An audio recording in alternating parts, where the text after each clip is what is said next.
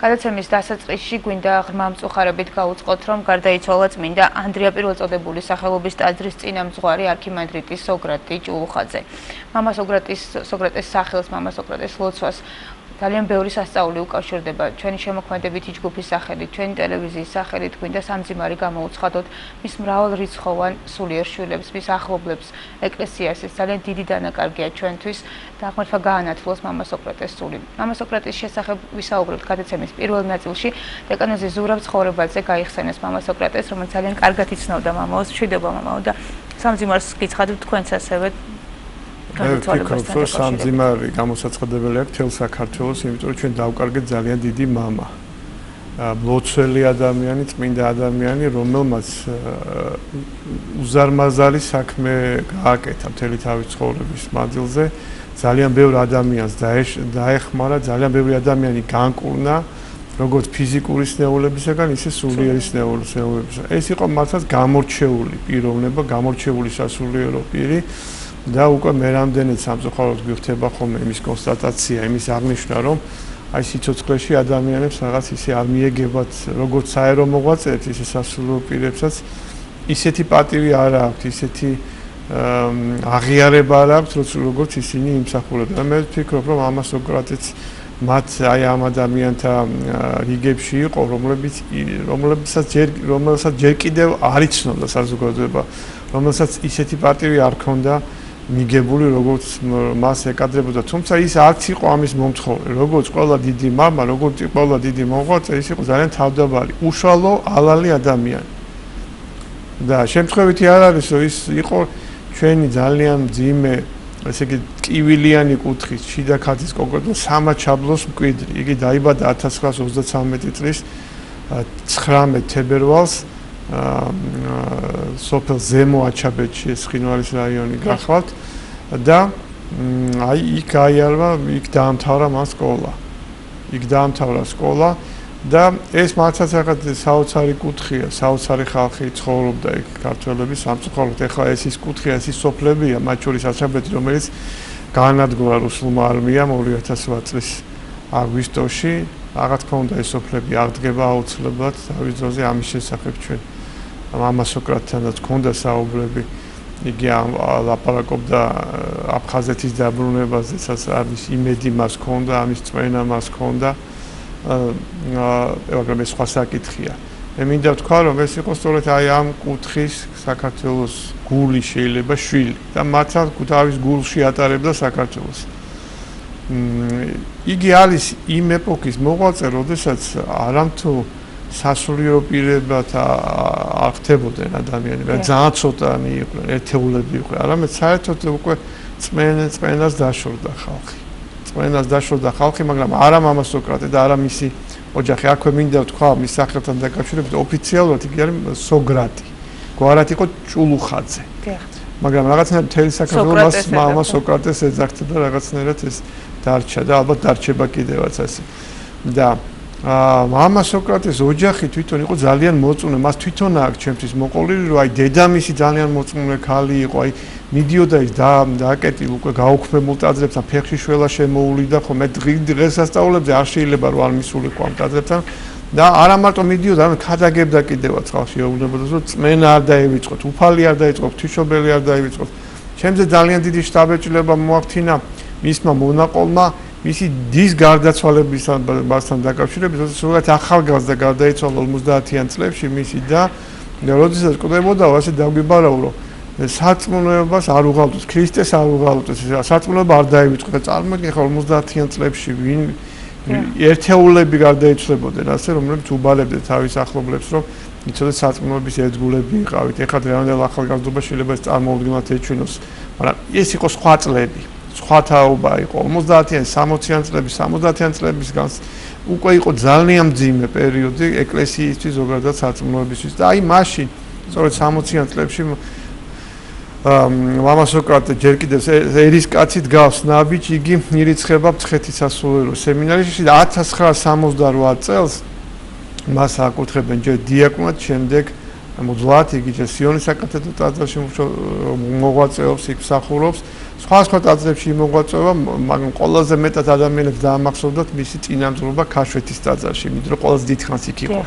საქართველოს კათოლიკოს პატრიარქმა დავით მეხუთემ დაადგინა იგი ჯერ კიდევ ქაშვეთის წინამძღვრად და აი ბოლო წლობამდე იქ იყო სანამ მის მიერ ესე იგი მისი სურვილით და მისი რაღაცნაირად შეიძლება ღვაწლით და გარკვეულად ალბათ ზეგარდმო შთაგონებით უფლის მან გადაწყვიტა რომ ანდრია პირველწოდებულის ტაძარი აეგო რკინიგზის საავადმყოფოს ეზოში ეს გახლავთ მეტრო 300 იარაღელთან ახლოს მდებარე რკინიგზის საავადმყოფო და აი ამ ეზოში როდესაც ის რაღაც ავადმყოფობის გამო იგი მიიყვანეს იქ გულის კლინიკაში რაღაცა ეზოში სიარულის დროს მას უცბად რაღაცა აი ეს აზრი გაუჩნდა რომ აქ აუცილებლად უნდა აშენებულიყო ტაძარი მამა სოკრატე არ იყო ესეთი ადამიანი რომელიც ახლა რაღაც ემოციურ ფონზე შეიძლება რაღაც გადაწყვეტილება მიიღო როგორც ჩანს ეს აშკარად ღვთისმსახურება გახდათ მათაც აშენდა შესანიშნავი ტაძარი ბაზილიკური ტიპის ტაძარი სადაც იგი მოღვაწეობდა უკვე ბოლო წლების მანძილზე რა მინდა გითხრათ მე მაქვს ნანახების კადრები როდესაც ახლა ის უკითხავს იგივე შეპრობილ ბოლოტისული შეპრობილ ადამიანს ლოცვებს ეს იყო საოცრო პირველად როდესაც მე ნახე ეს მაშინ ეს არ იყო გასაჯეროებული გავოგნდი იმიტომ რომ თუ არა დიდი ძალის მქონია სასულიერო პირი აი ასეთი კადნიერება კარგი გაგებით ვამბობ ეხლა ვერ ექნებოდა ადამიანს რომ აი ასეთი სითამამით შეეტია მას აი ამ საშინელი ძალისთვის ისიც კი მახსოვს როგორ მიმართა მაშინ მან ამ ადამიანს ახალგაზრდა ადამიანს რომელიც შეპყრობილი იყო ამ სულით და ასეთ სიტყვებს უთხარი მასო ვინც შენშიაო რომ მამა სოკრატეო აი არ მოგეშვება სანამ არ დამტოვებ მეო აი წარმოიდგინეთ ახლა ეს როგორი ძალა უნდა ქონდეს ადამიანს რომ ეს თქვას და მე მინახავს რამდენი კურნების მაგალითიც იგივე აი იყო შემთხვევები როცა რაღაცა ტკიოდა ადამიანს მექიმები ვერ შველოდნენ უიმედო მდგომარეობაში იყო მამა სოკრატეს საწოლს მიჯაჭულები საწოლს გადადებულები აბსოლუტურად გამოტირებული ადამიანები განუკურნავს მას ხა მეც მახსოვს აი ჩემს რაღაც მაწუხებდა ესე იგი ტკივილები მქონდა და მამაოს ლოცვის შედეგად აი გამეორდა მე თვითონ უფრო დაამახსოვრდა და შემდეგ შეხვდა და მითხრა და მკითხა აი ტკივაო კიდე და მე უთხარი რომ არა უკვე გამიარა და თვითონ გაიხადა ანუ მან კი როგორც ჩანს იცოდა ეს მაგრამ უნდოდა რომ კიდე ერთხელ დაწუნებულიყო ამაში მინახავს შემახლობლებზე იგივე აი მამა ჩემის მეგობარი იყო ძალიან ცუდად და მიიყვანა უკვე ექიმმა მოუწოდა რომ გაიყვანეს სახლში აღარაფერი აღარ ეშველება მაგრამ მამა სოკრატეს ლოცვის შედეგად კიდე გარკვეული პერიოდი იცოცხლა რომ მექიმები გაყურებული იყო ასეთი შემთხვევები ძალიან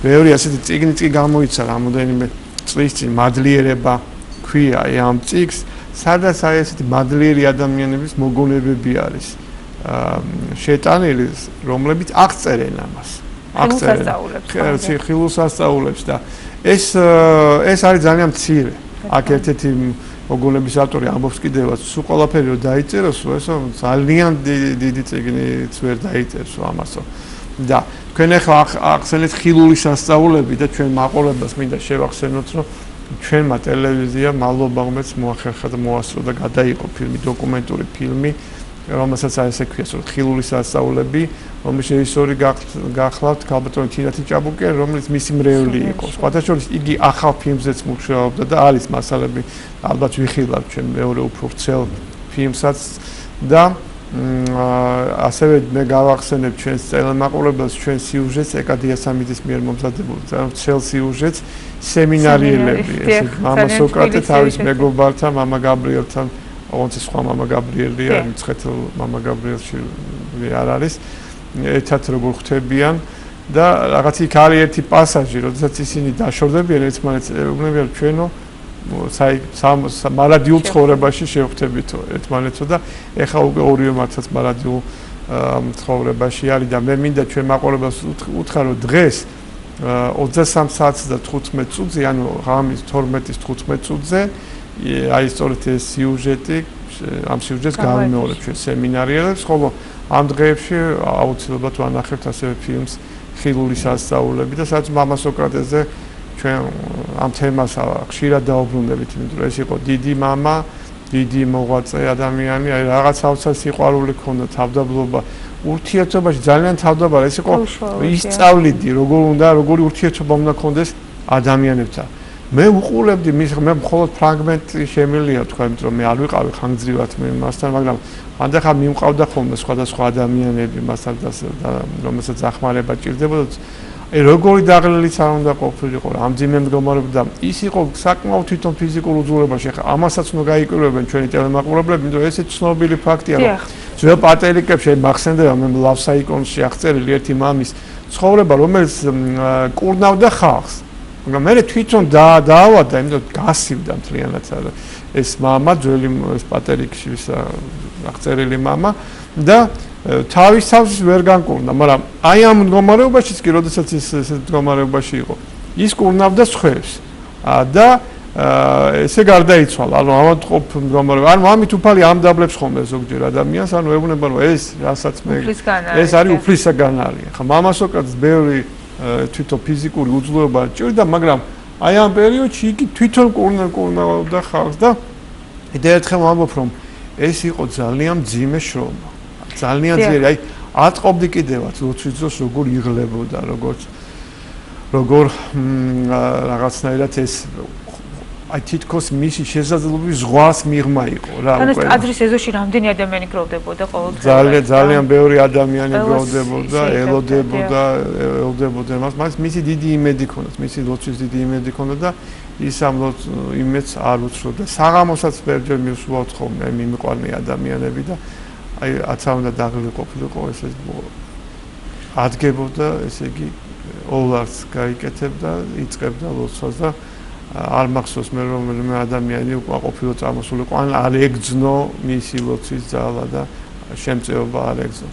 მეთმა ნათელში ამყოფოს არქიმანდრიტი სოკრატე და მე რა თქმა უნდა მთელი გული და სული თხოვ ჩვენს ტელემაყურებელს, რომ მოიხსენიონ მისი სული, მისი უკვდავის სული და ილოცონ რათა იგი დადგინება მოხდეს სასუფეველში. ჩვენი დიდი იმედი გვაქვს. ჩვენ ტელემაყურებელს მინდა უთხრა, რომ მისი გასვენება მოხდება სამშაბათს 2 საათზე. წმინდა ანდრია პირველწოდებულის სახელობის ტაძრიდან და იგი დასაფლავდა ეზოში. ესეც მისი გადაწყვეტილება იყო თავისუფლად, უნდა რომ ამ ტაძრის ეზოში გადაცვლილიყო. ის გარდაიცვალა ამაღლება დღეს. 9 ივნისს, ესეც საოცარი რამეა, საოცარი ალბათ დამთხევას ვერ ვიტყვი, ალბათ მინიშნებად შეიძლება იყოს და ესე შევხედოთ ამ საკითხს და ანუ 14 ივნისს უწევს, სამშაბათი 14-ია, ხო? სამშაბათს 2 საათზე მოხდება მისი გამოსვენება და მანამდე კი ადამიანებს საშუალება ექნებათ მას გამოემშვიდობონ, იმიტომ რომ მისი სხეული ახლა არის დასვენებული აი სწორედ 300 არაგველის მეტროსთან ახლოს არსებულ წმინდა ანდრია პირველწოდებულის სახელობის ტაძარში. ძალიან დიდი მადლობა მამასურაბ, დაგემშვიდობებით. ჩვენ კი გავაგრძელებთ შუა დღეს, ცოტა ხანში ახალი თემით დავბრუნდებით, ჩემო გვერდებიან სტუმრები და ვისაუბრებთ ძალიან საინტერესო ღონისძიების შესახებ, რომელიც გაეროში გაიმართება, გაეროს ასამბლეაზე გვესაუბრებიან ჩვენი სტუმრები.